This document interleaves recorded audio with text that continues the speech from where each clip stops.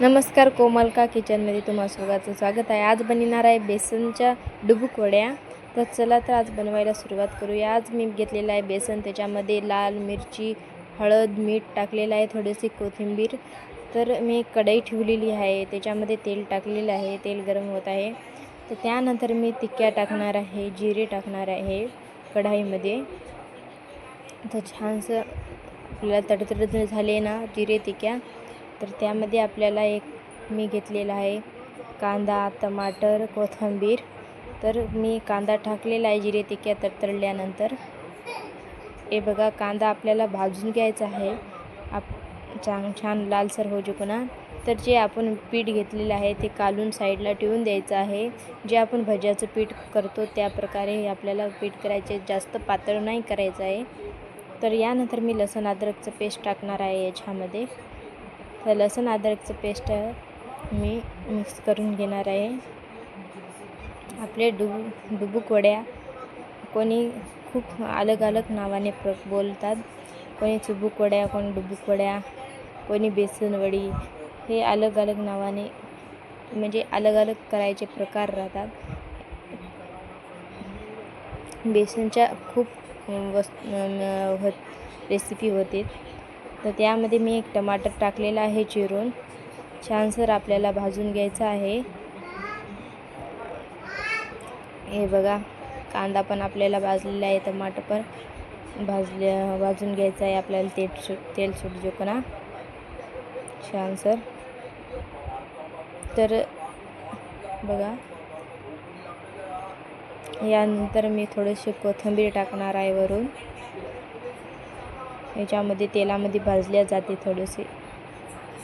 यानंतर लाल मिरची टाकलेली आहे 1 चम्मच, हळद, खोबरं घेतलेलं आहे मी वाटलेलं भाजून, जे 1 चमचा घेतलेला आहे, काळा गरम मसाला 1 चमचा। हे बघा, आपल्याला मिक्स करून घ्यायचं आहे छानसर। लाल टमाटर, कांदा, हे बघा, याचा कलर पण काळा येतो, भाजी पण टेस्ट लागते। तुम्ही एक बार करशाल तर खूप छान तुम्हाला आवडेल भाजी।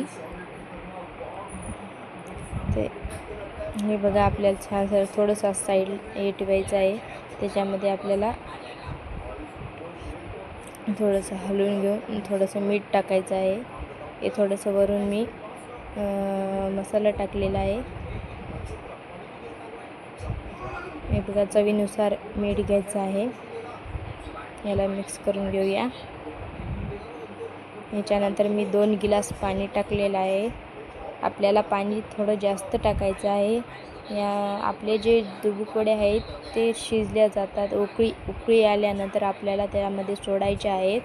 हे बघा, मी 2 गिलास पाणी टाकले, पहिले 1 गिलास टाकले होते, नंतर 1 गिलास पाणी टाकले। आपल्याला हे उकळी जोकना आपल्याला सोडायचं आहे, थोडंसं पाणी हलवून घेऊन। हे बघा, तुम्ही हे पाणी टेस्ट भी करून बघू शकता, मीठ वगैरे काय टेस्ट करायचं आहे थोडंसं। हे बघा, आता यामध्ये आपल्याला उकळी आलेली आहे।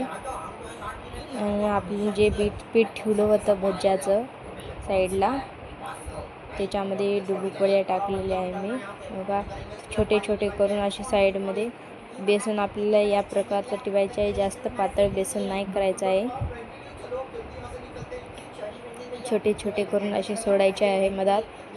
तुमच्या आवडीनुसार तुम्ही मोठे पण सोडू शकता। छोटे सोडले तर शिजले चांगले जातात, कच्चे लागत नाहीत।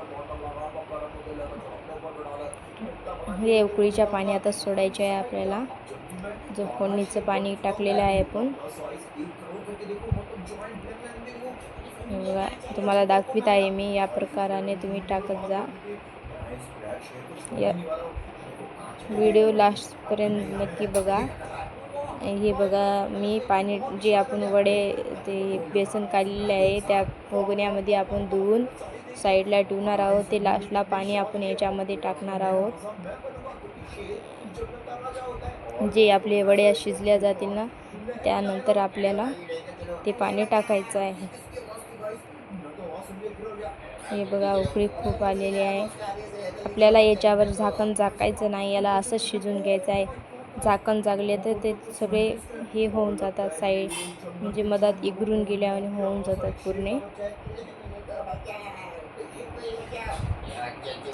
प्लेट वगैरे काही पण झाकायचं नाही, आपल्याला असं शिजून घ्यायचं आहे. कमी आचेवर, मीडियम आचेवर पण तुम्ही शिजून घेऊ शकता. जास्त जाळ नको याला. हे बघा माझे भजी शिजणं झालेले आहे. त्यानंतर मी वरून ते धुतलेलं पाणी टाकणार आहोत. यामध्ये आपण ते पाणी टाकलेलं आहे जे आपण साईडला ठेवले होते. ते बेसनचं संपल्यानंतर आपल्याला ते इजळून त्याच्यामध्ये टाकून द्यायचं आहे. आपले वड्या पण शिजले आहेत. याची आपल्याला आणि वाफ निघू द्यायची आहे. याला उकळी येऊ द्यायची आहे या पहिल्या स्टार्टला. हे बघा या प्रकारे उकळी येऊ द्यायची आहे.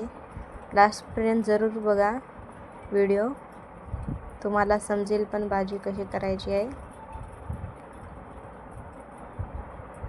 हे बघा यानंतर आपल्याला ढक्कन झाकून 2 मिनिटं वाफ निघू द्यायची आहे याची. आणि आपल्याला वड्या शिजल्यानंतरच आपल्याला ढक्कन झाकायचं आहे, जेणेकरून हे आपण कच्चं पीठचे वरून पाणी धुवून टाकलेलं आहे त्या बघण्यात टोपल्यातलं, ते शिजल्या जाईल.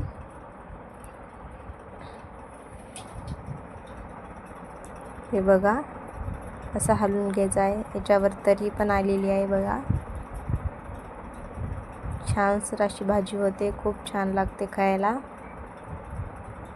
आपण याच्यातल्या वड्या जरी काढून खाल्ल्या तर खूप छान लागते भाजी. वरून थोडीशी कोथिंबीर टाकूया आपण. बघा माझा व्हिडिओ कसा लागला ते कमेंटमध्ये सांगा मला. माझी रेसिपी कशी वाटली तुम्हाला कमेंटमध्ये नक्की सांगा. सबस्क्राईब करा, लाईक करा, शेअर करा. तर माझं रेसिपी बघल्याबद्दल धन्यवाद. हे बघा खूप छान.